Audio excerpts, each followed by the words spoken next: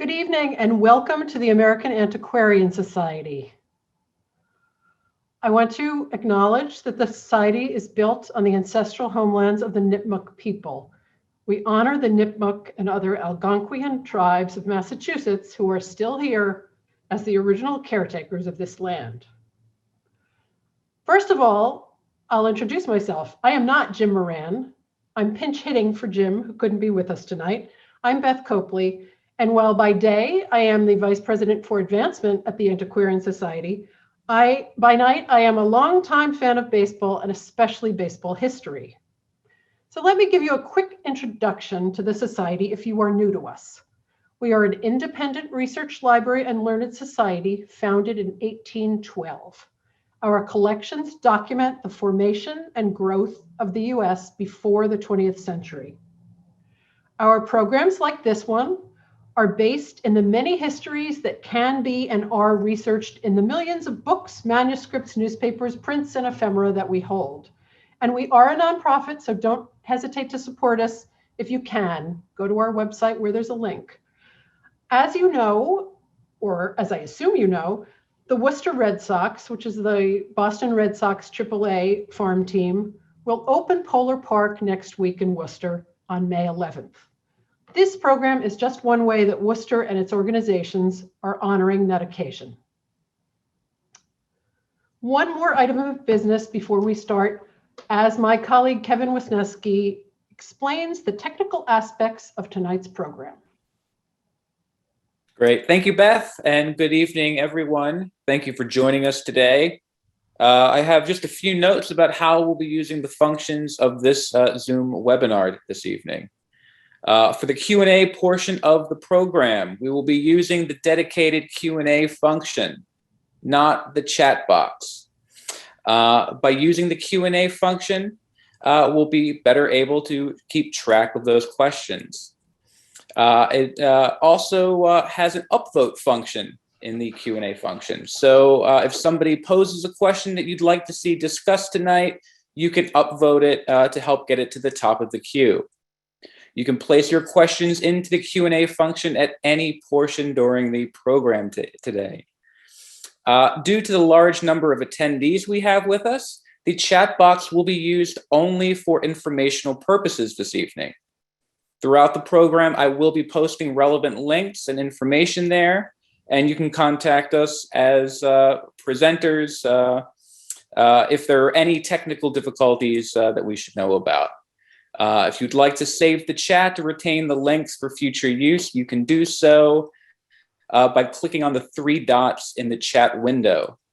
And finally, we are recording this program and we will make it available on our website and on our YouTube channel for later viewing.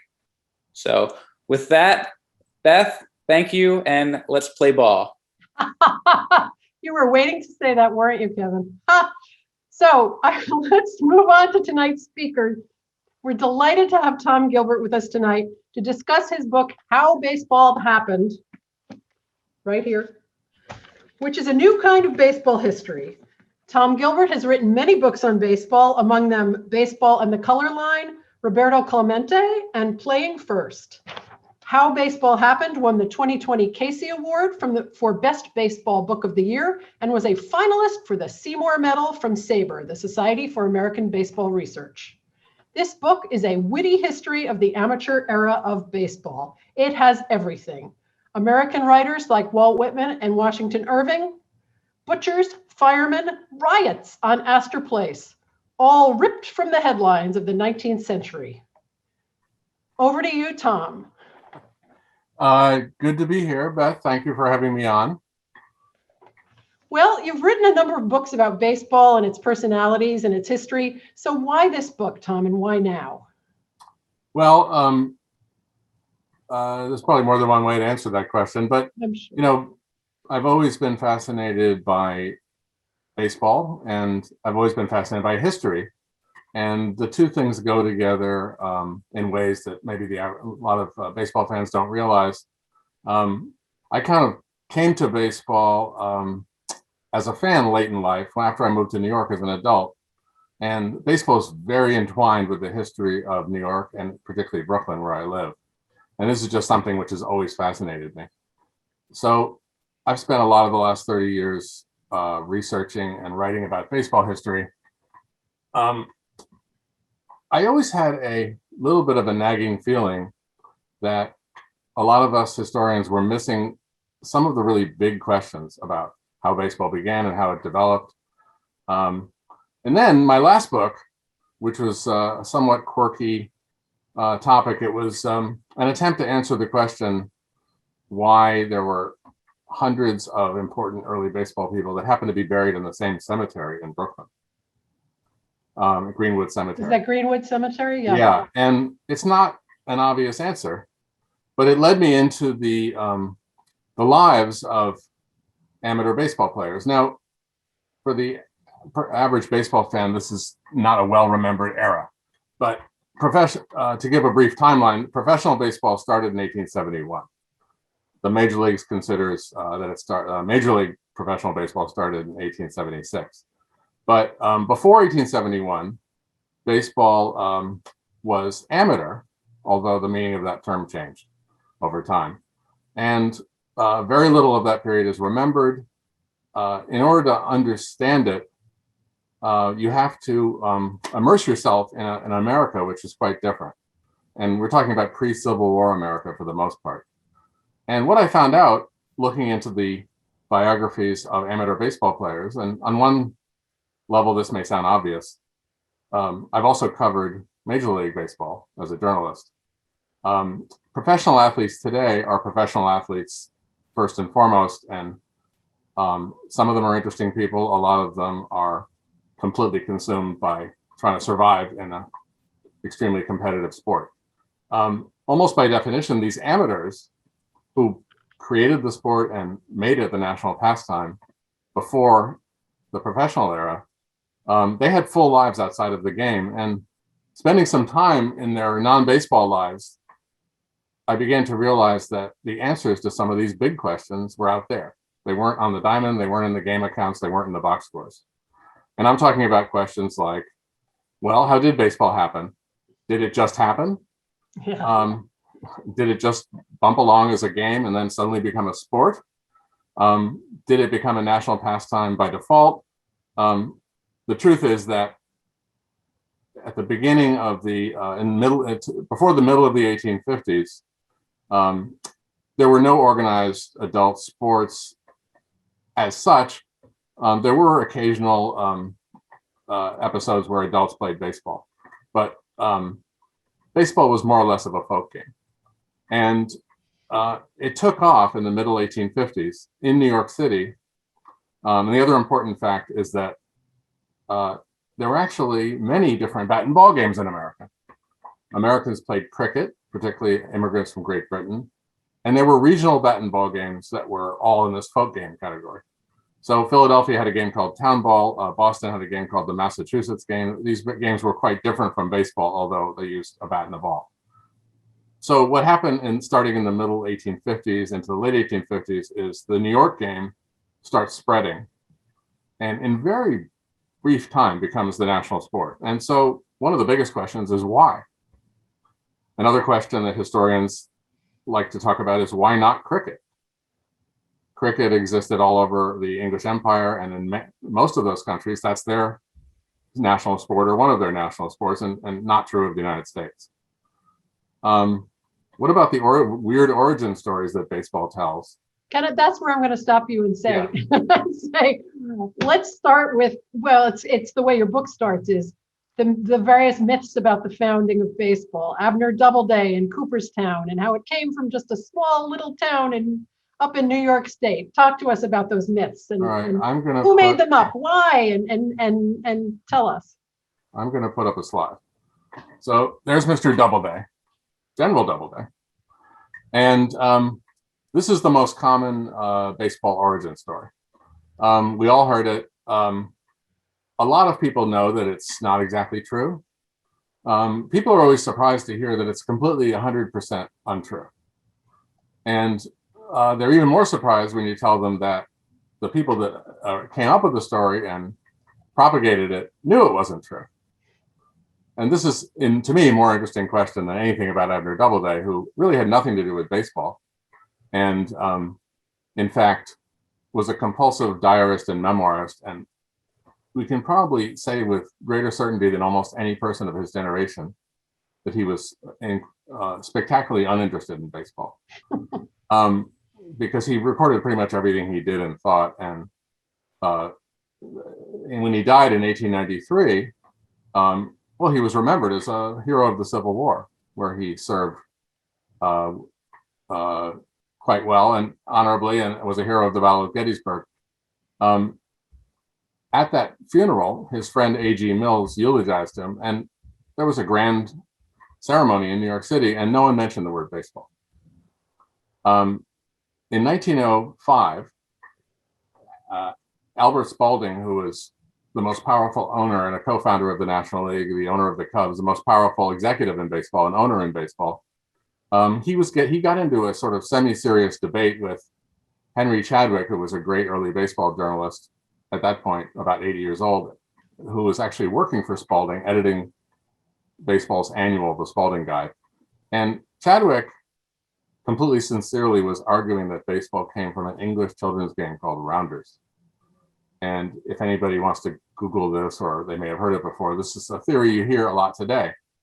And I don't believe it, but Chadwick believed it. And Spalding, whether he believed it or not, felt that this was fighting words, because baseball then and now marketed itself primarily as an original American game. And this is the key to understanding the purpose of this lie. So basically, reduced to the absolute smallest part, the purpose of it is that if an American invented it when he was a teenager in Cooperstown on a particular time, a day and place, it can't have anything to do with England. That's pretty much what it boils down to. All American. And it was clever to make the alleged inventor of baseball a war hero, because it's almost unpatriotic to question it. Now, there's another origin story, which a lot more people today believe, and it's the one that a club called the New York Knickerbockers, that were founded in 1845. You'll still read quite widely in books and in references and online that the Knickerbockers were the first baseball club, or the first real baseball club, that they invented all kinds of basic elements of baseball, and that one of their members, Alexander Cartwright, did the things that it says here in this Hall of Fame plaque. And in fact, none of that is true, not one word of it. And I went in reverse order, but because the Cartwright story is more widely believed than the Doubleday story now. But this is actually the original baseball origin story that was told when baseball in the middle and late 1850s began to develop this ambition to go national. And it's, as a marketing expert once told me in a different part of my life, if you want to sell a product, you need to tell a story. And this was the story they told. And, I think my friend, the marketing expert, also pointed out that the story doesn't have to be true. This story isn't true either. And the more I looked into it, the more fascinated I was by the fact that when it was told, people got up and said paid homage to the Knickerbockers at baseball banquets in the 1850s and 60s, and said, well, they are the first baseball club.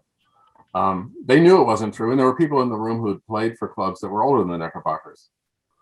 So I think what you're seeing here is baseball's intention to market itself, and the thing that really distinguished baseball was its ambition. Sure. So tell us, how did baseball start? It didn't emerge fully formed, I guess. It developed. Can you tell us? Yeah. And here's where I have to talk about game versus sport, because and people confuse the two. So a game, which baseball, early in its history was called the New York game by some people, because it was a regional bat and ball game played in New York.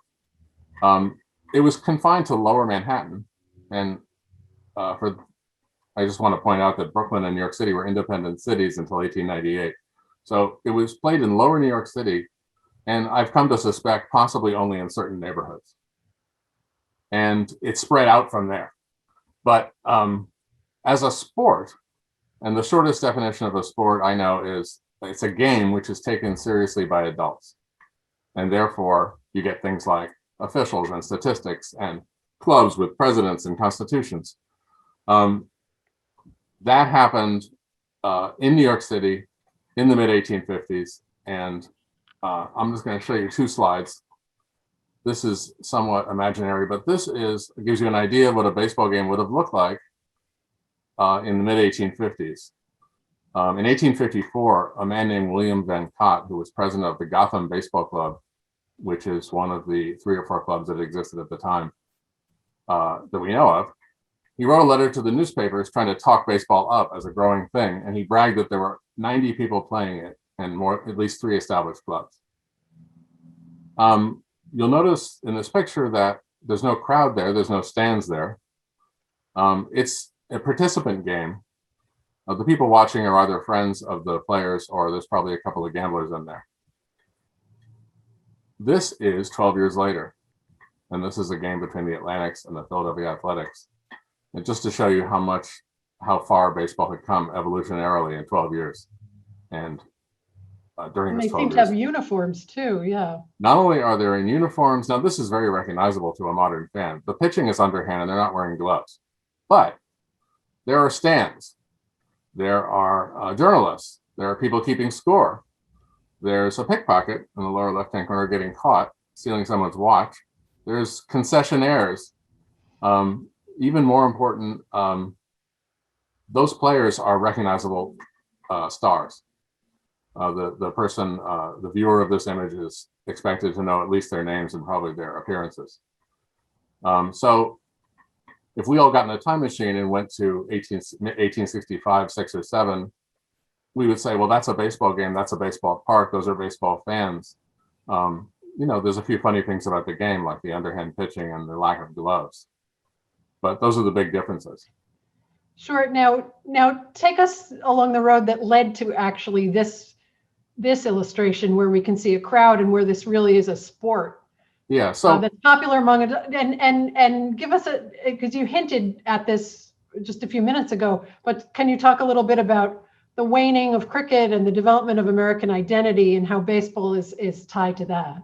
Yeah. So the best way to understand early in the amateur era baseball is to think of it as a social movement. It's not a business.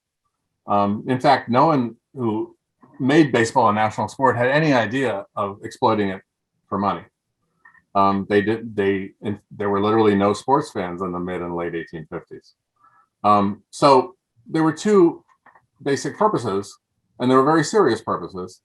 And one was public health reform, which a lot of people involved in the early baseball movement were involved in, and quite a few of them were doctors. This is something that modern baseball fans can relate to. People in the mid-19th century lived in fear of epidemic disease. It was a fact of life. Waves of yellow fever epidemics, cholera, deadly cholera epidemics, and they had no understanding of how infection worked. They didn't know that cholera came from pollution and drinking water. They didn't understand viruses or bacterial infection. And it's something that when you get into the biographies and real lives of these people, you begin to feel it, how it affected their lives. And it was something that at the beginning of my research for this book was hard for me to relate to. And it got a lot less hard. But there was a public health reform movement at the same time. And there were public reform movements like abolitionism, temperance, land reform, even feminism. They overlap with the baseball movement. And that tells you something. It tells you something about the spirit of it. So a lot of the same people were involved in 2 or 3 of these things. They're all stars in the same constellation. What does baseball have to do with public health? In the absence of really understanding how you got cholera or yellow fever, there were 2 things that public health reformers wanted to do. And one was to clean up sanitation and public systems, create water systems and sewage systems. They enforced building codes, but they thought that taking better care of the human body was part of the answer. And they weren't totally wrong. They felt like fresh air, sunshine, and being in good shape would help protect you from disease. And And of course, it does. The Henry Chadwick that I mentioned, who was the most important early baseball journalist, and so important that he served on baseball's rules committee. He's the brother of Sir Edwin Chadwick. And this also isn't a coincidence. Sir Edwin Chadwick is who did not come from England to America with the rest of the family, protege of Bentham and father of modern public health. So basically what happened was a bunch of people whose names we wouldn't recognize, who were important men in the New York baseball world, decided that America needed a national sport for health reasons. And also there was a patriotic aspect to it. They felt like America needed to be unified culturally. And this is also something that's a little bit hard to understand from the modern point of view. But when it took 2 weeks to get from Philadelphia to Boston, the American states were disjointed republics, in the words of one observer. And it was felt that as England had cricket, we would benefit from having a national sport. In 1858, New York had a convention of baseball clubs, which is really the foundation of organized baseball. And the really interesting thing about it is, even though all but one of the clubs was from New York or Brooklyn or the immediate metro area, they called it the National Association of Baseball Players. Massachusetts game had a convention. The Philadelphia had town ball clubs. None of them ever attempted to spread their game or form an association or tell an origin story. So New York really led the way. And another one of these big questions is, well, why did it win? Why did it defeat cricket? You were talking about the American identity, and that's where the answer is. It's hard to underestimate the power of nativism in politics and American culture in pre-Civil War United States. It's such a different country from what it is now, and such a different city, as I say, as a Brooklynite. Sure.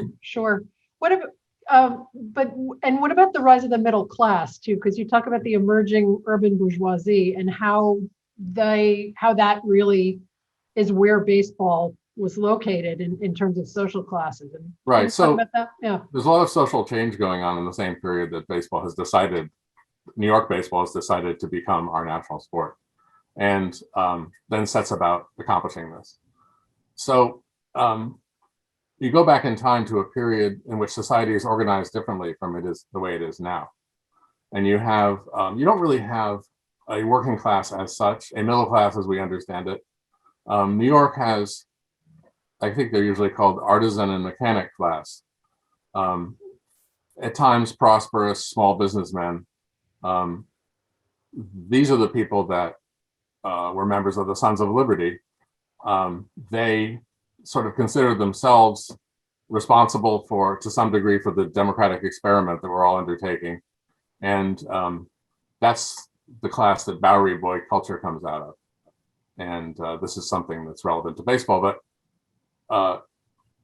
in the 1840s and 50s, there's a group that comes out of that class. They're really children and grandchildren of the people in that class that are a little more modern. And they're very recognizable to us because they look to us like upper middle class Americans of the modern day. They're forward-looking, they're reformist, they're literate, they're versatile, economically very versatile.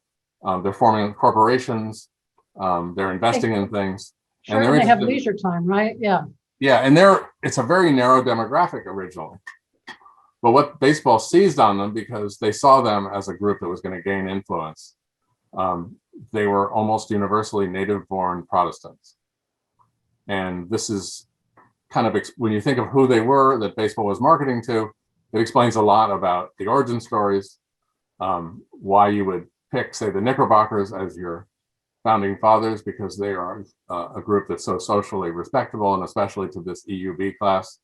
And this is something historians tend to get a little bit wrong, because there's all this talk in the Knickerbocker Constitution and what they said about themselves about things like gentlemanly behavior and being a gentleman.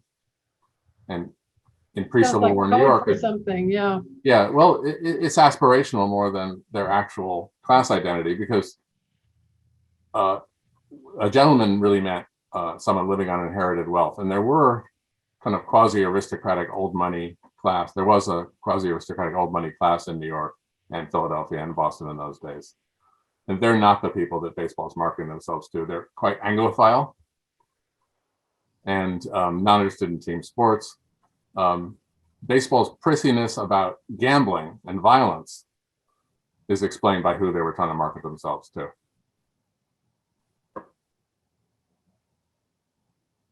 So you mentioned Astor Theater riot.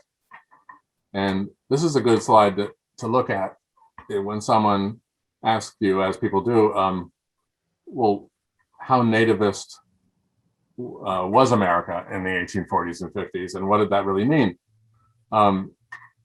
We tend to think of nativism now as something a little bit different. It's synonymous with bigotry, in some cases racism.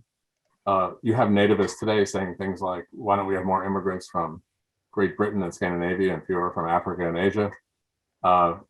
Well, there were nativist organizations in New York in the 1840s and 50s that excluded someone born in England who came as a 1-year-old.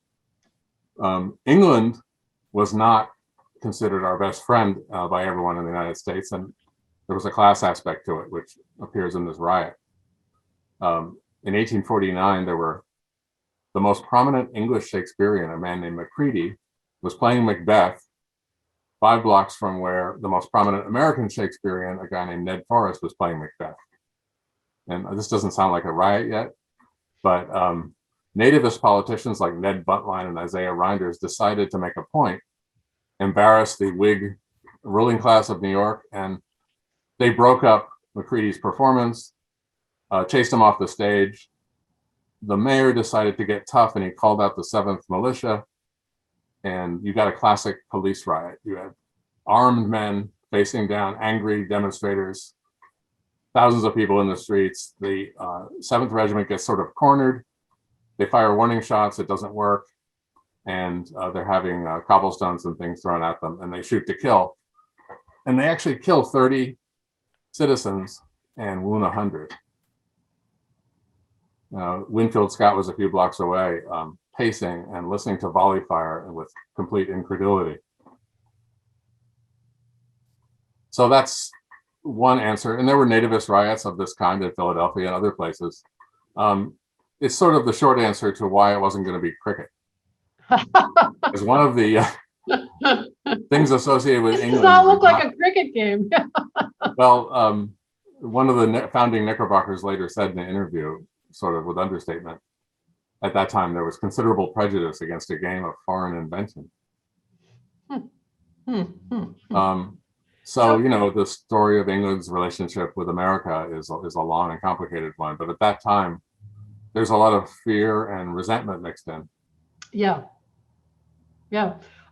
So the target demographic, yes. So let's talk about that, but also let's talk about baseball is an urban phenomenon, but it's New York and Brooklyn specifically, and not Philadelphia, and not Boston. And of course, I'm sure that some of our audience will want to hear about how it was and wasn't Boston. How did New York once again step out in front of everybody and say, this is the game? Or how did that happen? Yeah, well, the power and prestige, and it's along with those things, the ambition of New York, I think, are the big drivers. As I said, the Massachusetts game, people were enjoying it. It was a fun game. In fact, people in Boston might enjoy hearing that it was advanced in some ways. It had fast overhand pitching, which the New York game didn't. They tossed it softly underhand. There's no way you can argue that the New York game was a better game than either of the Philadelphia or Boston games, I don't think. But they never attempted to spread the game. And New York is the only sport that decided to become a national pastime. And then there's the fact that New York is booming, and Brooklyn at some point catching up with New York City, booming and building railroad lines and canals, and basically the center of the cotton business is in Lower Manhattan, which spreads baseball to the New Orleans area. The reach of New York culturally, economically, and not to mention that it was the center of publishing, and where all the sports weeklies were published. All these things contributed to giving the New York game a lot of prestige. But there's one big advantage they had that isn't in any of those categories, and that is the rivalry between Brooklyn and New York City. So when they were two different cities, Brooklyn is a young, booming city catching up quickly with Manhattan in population and wealth. It's 1,500 feet away across a body of water. And at a certain point, in fact, in 1854, the first Brooklyn club is formed. And they decide they're going to play play New York City at their own game and beat them. And Brooklyn clubs spring up and they work on their game. And 4 years later, they challenge the baseball clubs of Brooklyn challenge the baseball clubs of New York to a best 2 out of 3 All-Star series. And this is a huge watershed event because part of it was that it showed that it created a huge amount of public interest. The rivalry is now being expressed on that sporting field for the first time, the rivalry between two cities. And I'm going to raise my hand and ask real quick where they played. Where did that? Yeah, so it was originally going to be in the Elysian Fields in Hoboken, which was sort of a private park run by the Stevens family, where the New York baseball clubs played. But if you've ever been to Central Park or probably the Boston Common, you see the baseball diamond. That's what that scene would have looked like. Well, the people putting the game on began to get the feeling a few weeks before that there was a huge public interest in this game and that the buzz was growing, and they needed to put it in a facility in case more than a few hundred people came. And remember, a few hundred people at a baseball game was unusual. So it was a very good thing that they did. They put it in a horse racing track in Queens called the Fashion Course. It was in Corona, right near a railroad station, and very close to where the Mets play now. And the descriptions of it are fun to read because 10,000 people showed up. At a time when literally it was news if 200 people would watch a baseball game. And people didn't know what to make of it exactly.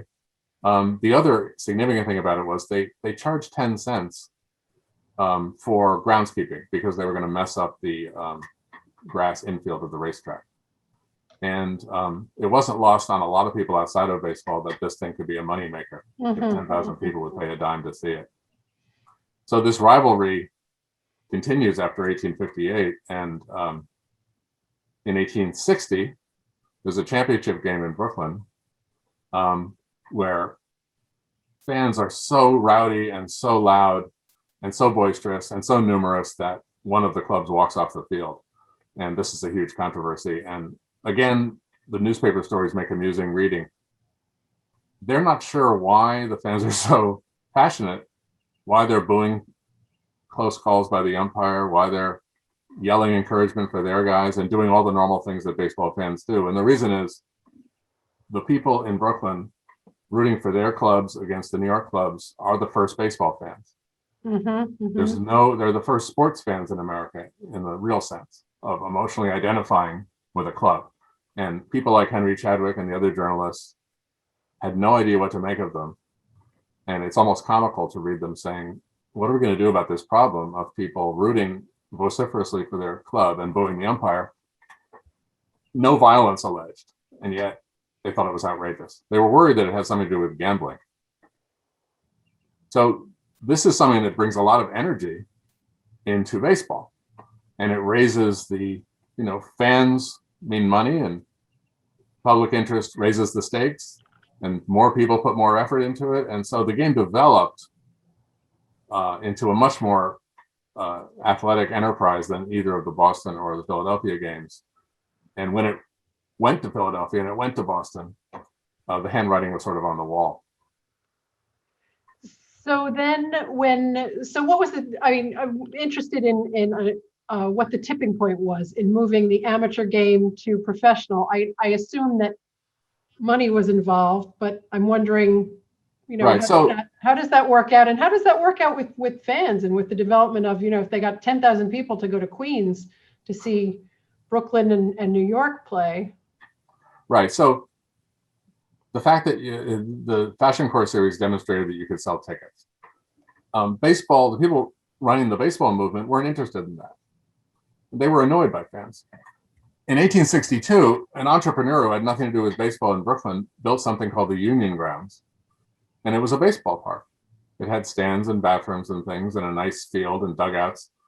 and changing rooms. And he told the baseball clubs, you can use it. I'm just going to charge the fans admission.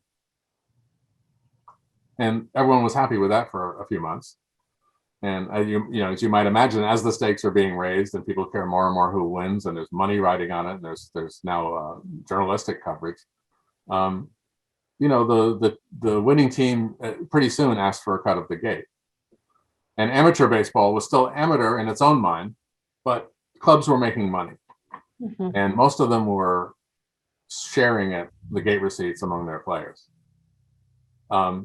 So you can pick your tipping point, but when it starts to really threaten the whole idea of amateurism is in the late 1860s.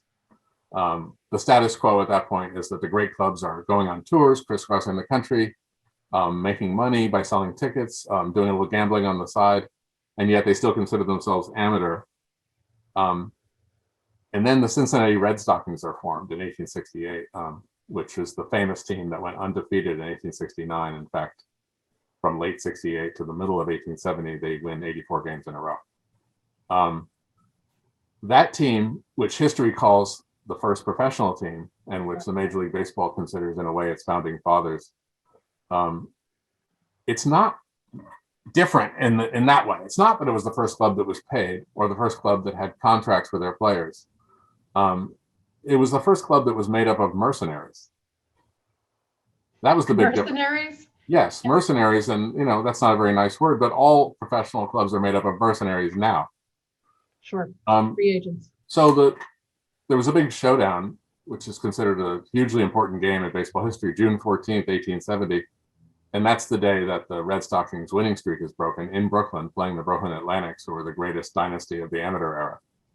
And it's usually sort of described as sort of a Camelot-like victory of amateurism over professionalism, because the Red Stockings are these paid professionals and the Atlantics are Brooklyn boys.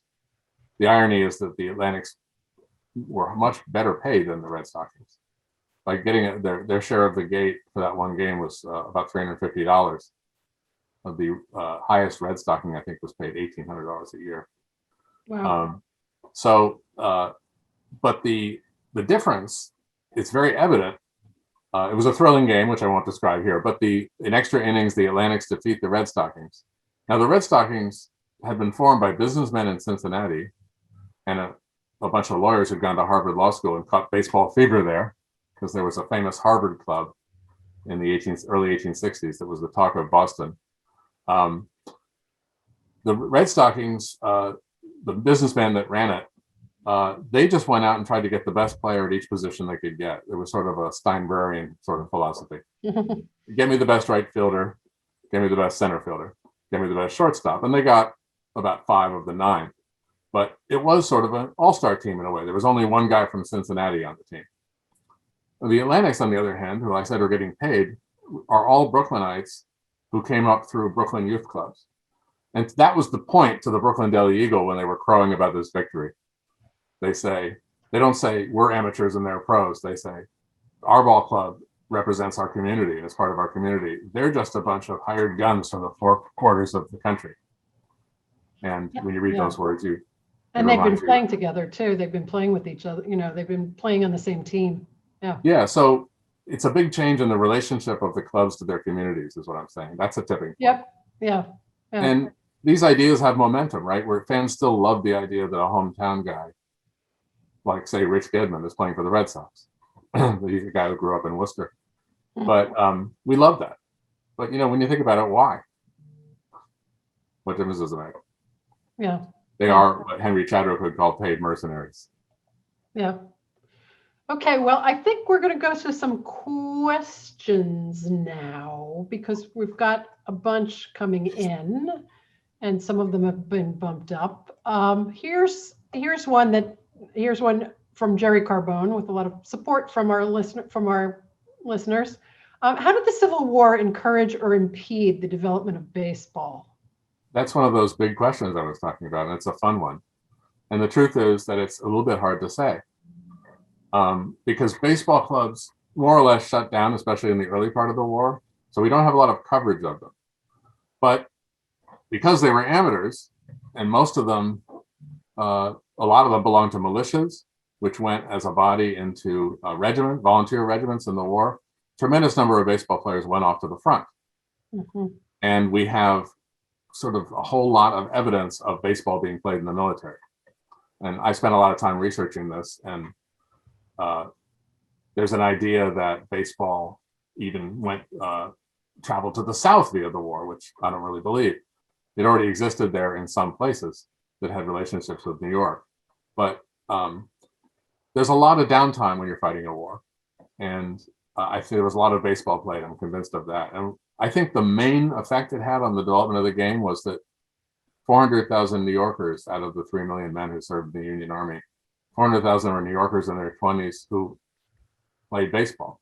Sure. A lot of them are people from Connecticut, Massachusetts, and Philadelphia who learned baseball. I think it spread it to what was then called the West. That was the primary effect. After the war, there's an explosion of baseball in Indiana and Kentucky and Wisconsin and Illinois. And that's how it got there. Or one of the ways. Yeah. Okay, another question. Sure, ahead. sorry. Go ahead. Another question, and this may actually overlap with some of the content of your previous books.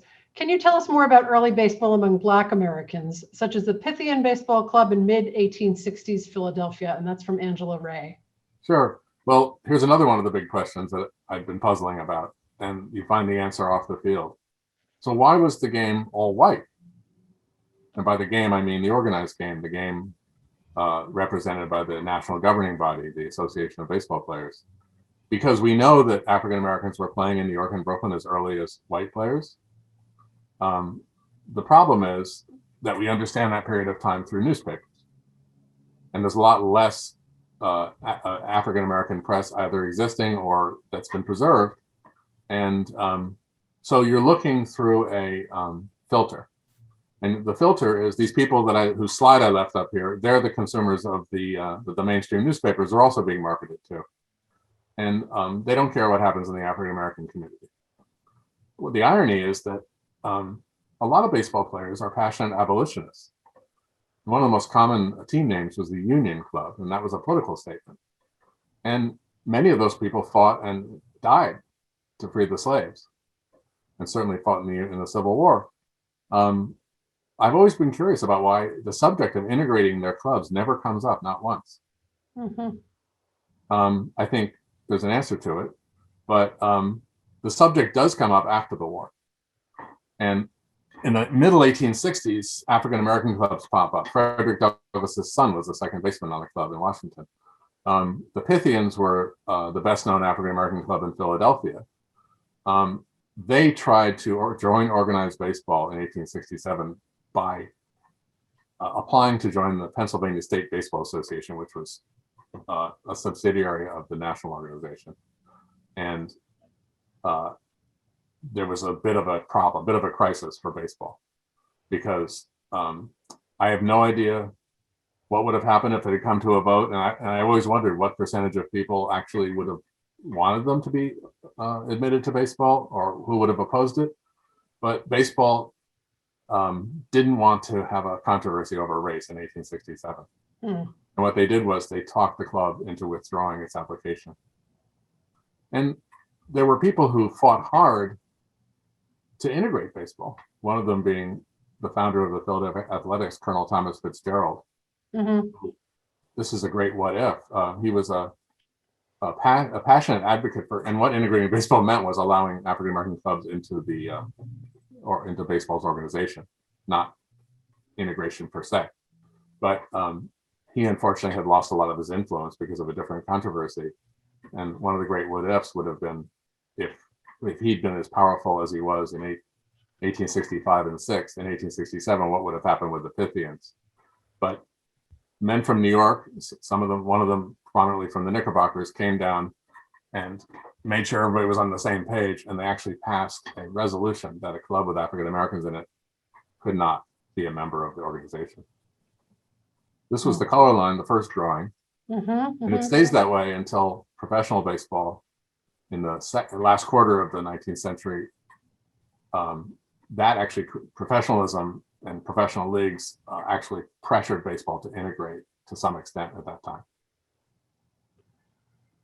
Another question, this one from Connor Murphy. How much was early baseball's emphasis on amateurism rooted in the effort to exclude lower class would-be players? Well, a lot. they all had standards. So they were looking for a certain kind of person. The problem with the Pythians was that they were the same kind of person that they considered desirable. They were just the wrong race. The Pythians were doctors and lawyers and professionals. But in what we would call working class people in the 1850s have no leisure. There's literally men playing baseball would be pretty much unheard of, maybe on the occasional game, but joining a baseball club and playing, that wasn't on the menu for people that work for a living. They were working 6 long days a week. And the same was true for rural people. So yes, that's another question that someone, and I can't remember who it is, but someone here asked about, what about baseball in rural areas? And baseball was really an urban phenomenon that then spread out rather than the myth. Yeah, it's the backwards of what you would think. Yeah. And when you understand the city and how it developed, you understand that, let's say, New York City in 1845 has a lot of open space in it. It was starting to lose it, which is why they went across the river to Hoboken. And Brooklyn had plenty. The problem with the country wasn't space, it was time and leisure. So people who are working on agricultural endeavors don't have time to play baseball. Now, they probably knew a bat and ball game because they played it as kids, and there are stories about people playing on July 4th or Election Day. But we're talking about organizing as in a serious adult thing with clubs and newspaper coverage and champions and statistics. That's not going to happen in the country at that time. Right, and a regular schedule that can't make time or space for, say, harvest time or planting time or what have you. Exactly. It's a byproduct of urban life. And sure, it follows this class of people that are still up on my screen where they go. And that's why it goes to the suburbs. It goes to the suburbs with them when they decide to move to Morrisania or to Brooklyn Heights. Or the suburbs of Boston, where they took the Massachusetts game. Yeah. Okay, here's a question from Peter Ferry about journalists. Who were the first serious writers about baseball? Journalists or literary writers? But where do we see this amateur game coming up in writing? That's a good question, a really good question. Some of the great literary figures of the time, they were on the other side. Washington Irving, he actually signed the petition that helped provoke the Astor Theater riot by asking the English Shakespearean to stay, as did Herman Melville. Journalists are a whole different story. And when Walt Whitman was a member of the pro-baseball faction of journalists, he was a newspaper man. Journalists were a really important part of the sports movement and the pro-baseball coalition. They were on fire they actually formed clubs and they played, and they believed in the cause of getting Americans to exercise. It wasn't simply to sell papers, because that issue hadn't come up yet. But they, when that famous quote from Walt Whitman about the game of ball is glorious, people that quote that sometimes forget that he was actually out there trying to encourage people to exercise and play baseball. Journalists pushed cricket for a while, and then they bumped up into the nativist resistance. And at a certain point, they switched to baseball. And they were very important in spreading it and popularizing it. Okay, so here's some questions about the origin, the really early origin of the game. I'm going to give you 2 questions. What is the earliest evidence of bat and ball games played in the Americas? That might go way back.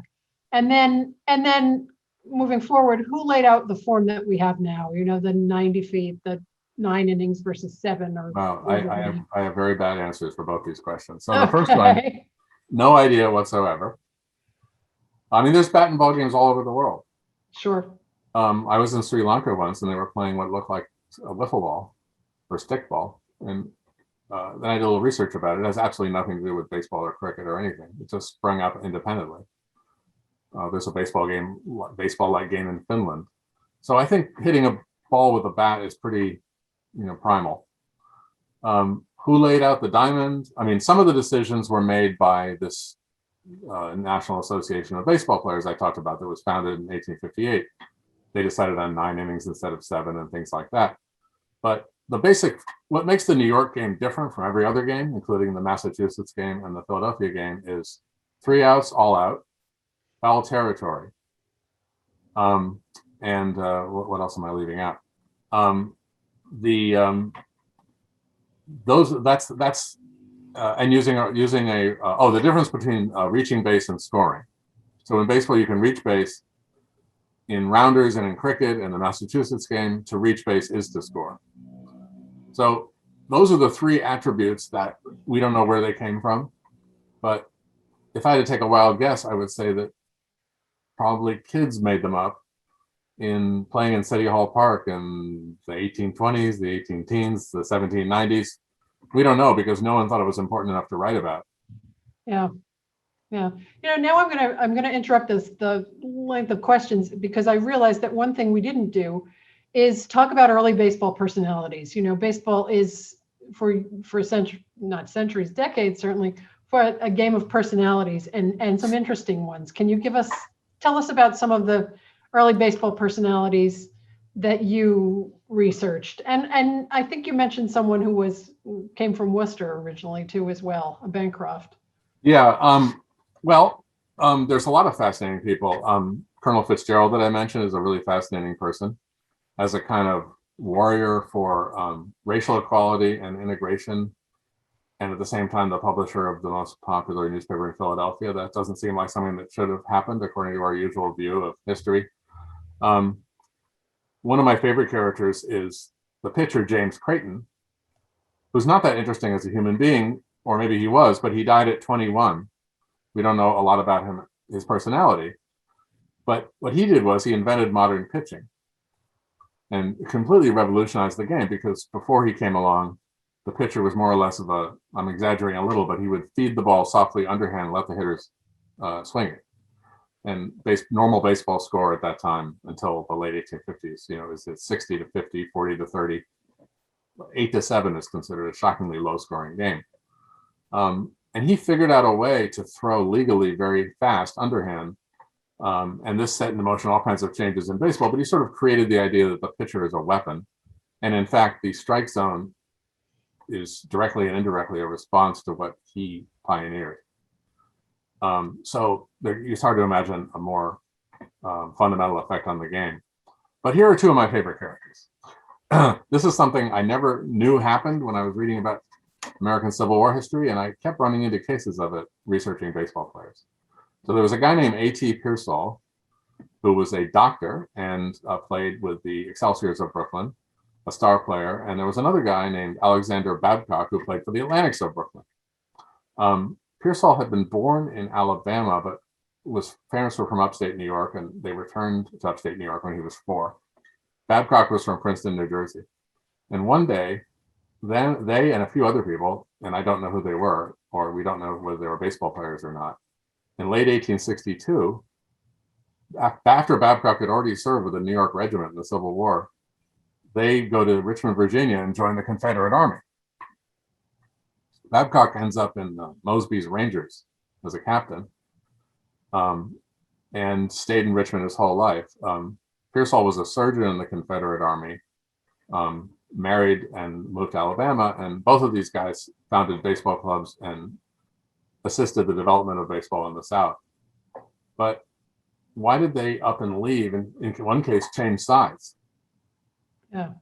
And I think I have a theory, I don't know for sure, but I strongly suspect that it was Lincoln's decision to free the slaves. There were a lot of Northerners who ideologically supported slavery, and also the idea of preserving the Union. And as long as Lincoln talked about slavery, the immorality of it, but he wasn't going to do anything about it. And in fact, he ran for office, reassuring people on that point. And in late summer of 62, he's reading drafts of the Emancipation Proclamation. He's talking about outlawing slavery in territories. And I believe that's what provoked these guys to change sides. And there were others. So that's sort of a thing you don't read about commonly in No, Civil it's War. not, and it's certainly something to be explored further, possibly by an historian. That connects to a question someone had: is was there much of an effort in New England to preserve the Massachusetts game after the Civil War? Do you know anything about when the Massachusetts game just disappeared? The good news is that the Massachusetts game, which did attract some spectators and was fun, it just was sort of not entirely serious. Like the rules were changeable. And there's a lot we don't know about it. For instance, when it shows up on the historical radar, it's already in the suburbs. Boston had early suburbs because of the radial railroad networks. And it stands to reason that it started in Boston and then spread out there. But when it first shows up in the 1850s on our radar, it's in the burbs for the most part. What's interesting is that it never got very far. There's a boundary line in Western Massachusetts between, it used to be the boundary between baseball New York style and baseball Massachusetts style. For instance, places like North Adams and Pittsfield played the New York game as far back as we know. Interesting. And it's because they're culturally more related to the Hudson River than to Boston. But that line is still around, roughly as the line between Red Sox fans and Mets and Yankees fans. Oh, that's very interesting. Maybe the game went up the Connecticut River. Maybe that was the things did travel that way. And the other line I have to mention is the dropping your final R's line, which is roughly the same as that of those other two lines. Well, the Massachusetts game hung on. It was very stubborn. The Philadelphia game went down quick, but the Massachusetts game was actually, it dug its heels in. It was still played after the Civil War for a while. But, at a certain point, the New York game was the national game. And if you wanted to compete at a national level, you had to learn it. You wanted me to mention my favorite person from Worcester, Frank Bancroft? Oh, please do. Please tell us about him. And his line, yes. He's born in Lancaster, which isn't very far away, right? No, yeah, it's not. Okay. Frank Bancroft was a great early baseball man. He actually has one of my favorite records. He had a quick temper. He was a brilliant guy. And he managed 7 different baseball clubs, mostly because he would quit in a huff or get fired because he annoyed his boss. But Billy Martin only managed 5, just to put that in perspective. And Frank managed the Worcester team when they were in the National League, when they were a major league team in 1880, 81, and most of 82. And many other major league clubs, and minor. But he's important for a lot of reasons. He was sort of an early Bill Veeck. He was the guy that made opening day special. He invented doubleheader as a marketing tool, including the term, and first guy to take American baseball players to Cuba, where he's remembered very fondly for promoting the game there. A son of Worcester. That's great. I think we're going to wrap up here. We've got some detailed technical questions, but since that's not really in the scope of this book, I'm going to apologize to everyone for not answering those questions. Again, this program is in honor of Polar Park opening next week in Worcester, next Tuesday on May 11th. The book is How Baseball Happened, The True Story Revealed. It's a really excellent read, and it's got a little something for everyone. I have to say, I highly recommend it. I want to thank Tom Gilbert for coming here and spending this hour with us tonight. Well, thank you. It was great. I wish we had a few more hours, but there's always the book. We could get into these detailed questions about the size of the ball and so on, but thank you, everyone, and thank you for your thoughtful questions. I am so sorry we couldn't get to all of them, but they were great. Yeah, thanks so much. And take care, and we hope to see you at our future programs. Sign up. There's links in the chat, and we look forward to seeing you soon. Thank you.